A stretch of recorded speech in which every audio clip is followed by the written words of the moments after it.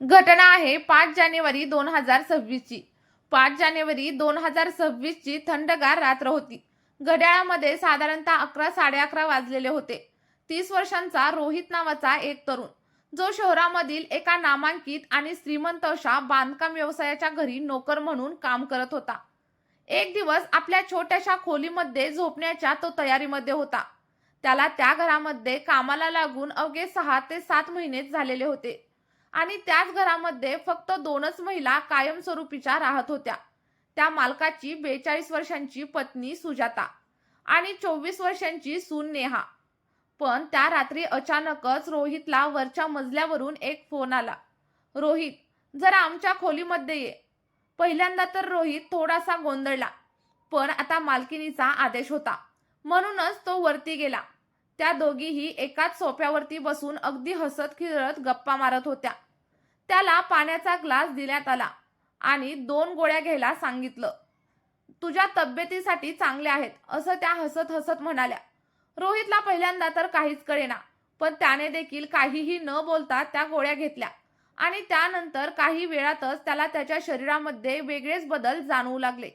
वातावरण अचानकच बदललं गेलं आणि त्या दोघींच्या बोलण्यामध्ये एक वेगळीच छटा त्याला दिसू लागली। आणि त्या रात्री जे काही घडलं ते रोहितच्या आयुष्यामधील अनपेक्षित असं वळण ठरलं। त्या दोघींच्या एकाकीपणाचा, त्यांच्या पतींच्या सतत बाहेर असण्याचा आणि घरामधल्या दडपणाचा परिणाम हळूहळू आता त्यांच्यामध्ये बाहेर पडत होता। त्या रात्री त्या दोघींनी रोहितला जवळ घेतलं। रोहित पहिल्यांदा थोडासा गोंधळलेला होता, तरी देखील तो परिस्थितीच्या ओघामध्ये वाहत गेला आणि पहाटेपर्यंत तिघे देखील जागेच होते। सकाळी उठल्यानंतर सुजाताने रोहितच्या हातावरती 50,000 रुपयांचा बंडल ठेवला। हे तुझ्यासाठी, ती रोहितला म्हणाली। रोहितच्या आयुष्यामध्ये इतके सारे पैसे एकाच वेळी कधीच आले नव्हते आणि त्यानंतर दुसऱ्या रात्री देखील असंच झालं। घराचा मालक आणि त्याचा मुलगा बाहेरगावी प्रोजेक्टवरती होते। रोहितला पुन्हा एकदा घरामध्ये बोलवण्यात आलं। पुन्हा एकदा पैशाचं बंडल दिलं आणि रोहितच्या मनामध्ये आता पैशांची चमक आणि मोह दोन्ही काही वाढू लागलं। काही दिवस हे सगळं गुपित असंच चालू राहिलं। सुजाता आणि नेहा ह्या एकमेकींच्या जिवलग मैत्रिणींसारख्या होत्या। दोघींनाही आता वाटू लागलं की रोहितमुळे त्यांचं आयुष्य खूप जास्त रंगतदार झालेलं आहे। काही दिवसांनी अचानकच मालक विजय आणि त्याचा मुलगा अमेय घरी परतले। त्यांनी ठरवलं होतं की आपल्या बायकांना खूप मोठं सरप्राईज द्यायचं। पण वरच्या मजल्यावरून येणारे आवाज ऐकून ते दोघंही थबकले। दरवाजा उघडल्यानंतर त्यांच्या समोर जे काही दृश्य होतं ते पाहून दोघांच्याही पायाखालची जमीन सरकली। प्रचंड संताप, अपमान आणि धक्का। त्या रात्री घरामध्ये प्रचंड असे वाद झाले। रोहितला तात्काळ कामावरून काढून टाकण्यात आलं आणि त्या दोघींनाही कडक इशारा देण्यात आला। पण मित्रांनो, ही कथा इथेच संपलेली नाही। 13 जानेवारीला विजय आणि अमेय त्यांच्या बांधकामाच्या साईटवरती गेलेले होते आणि त्या ठिकाणी अचानकच सिमेंटच्या पोत्यांनी भरलेली एक ट्रॉली त्यांच्या अंगावरती कोसळली आणि त्यामध्ये त्या दोघांचा देखील जागीच मृत्यू झाला। सुरुवातीला सगळ्यांना वाटलं की हा एक साधा अपघात आहे, पण पोस्टमॉर्टमचे रिपोर्ट्स आणि तपासामध्ये काही विसंगती आढळली आणि त्यानंतर पोलिसांनी मात्र आता कसून चौकशी केली।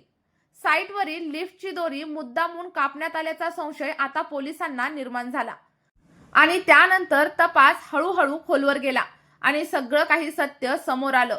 विजय आणि अमेय या दोघांनी मिळून रोहितला धमकावलेलं होतं आणि अपमानित झालेल्या सुजाता आणि नेहाने त्यानंतर रोहितशी संपर्क साधला।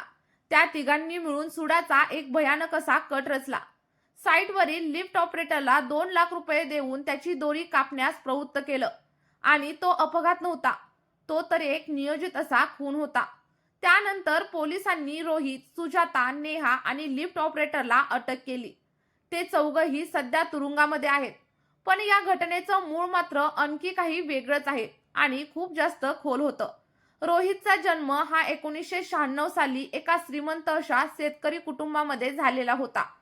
तो लाडाकोडामध्ये वाढलेला होता। कधी त्याने काम केलं नव्हतं आणि त्याला काम करण्याची सवय देखील नव्हती। त्यानंतर त्याचं लग्न झालं, त्याला एक मुलगा झाला, पण मुलाच्या गंभीर आजारासाठी घरची सगळी काही शेती त्याला विकावा लागली। कर्जाचं ओझं वाढलं आणि तेव्हा पहिल्यांदाच रोहितला कामाच्या शोधामध्ये घरातून बाहेर पडावं लागलं. त्याच्या मित्राच्या ओळखीने विजयच्या घरी त्याला नोकरी मिळाली. पगार 15,000 रुपये होता आणि सोबतच राहणं आणि जेवण देखील मोफत मिळत होतं. पहिल्या काही महिन्यांमध्ये सगळं काही अगदी सुरळीत चाललं होतं. पण घरातल्या एकाकीपणामुळे आणि रोहितच्या तरुण व्यक्तिमत्वाने मात्र घरामधील सगळं काही वातावरण बदलून टाकलं. हळूहळू सीमा ओलांडल्या गेल्या. त्यानंतर पैशांचा मोह, वासनेचं आकर्षण आणि सुडाची भावना या सगळ्यांनी मिळून 4 आयुष्य अगदी उद्ध्वस्त करून टाकली. मित्रांनो, शेवटी प्रश्न इतकाच उरतो, जर त्या रात्री संयम पाळला गेला असता, जर का एकमेकांशी संवाद साधला असता, जर पैशांपेक्षा नात्यांना जास्त महत्त्व दिलं असतं, तर आज 4 लोक जेलमध्ये गेले नसते आणि त्यासोबतच 2 जण देखील आज जिवंत असते. चला तर मग मित्रांनो, या कथेमधून तुम्हाला काय शिकायला मिळालं? नात्यांमध्ये विश्वास आणि त्यासोबतच मर्यादा किती महत्त्वाच्या असतात हे तुम्हाला इथं लक्षात येईल. आणि एक चुकीचा निर्णय आपल्या आयुष्यभराचा पश्चाताप ठरू शकतो. या घटनेबद्दल तुमचं काय मत आहे? तुमच्या काय प्रतिक्रिया आहेत ते कमेंटमध्ये नक्कीच सांगा.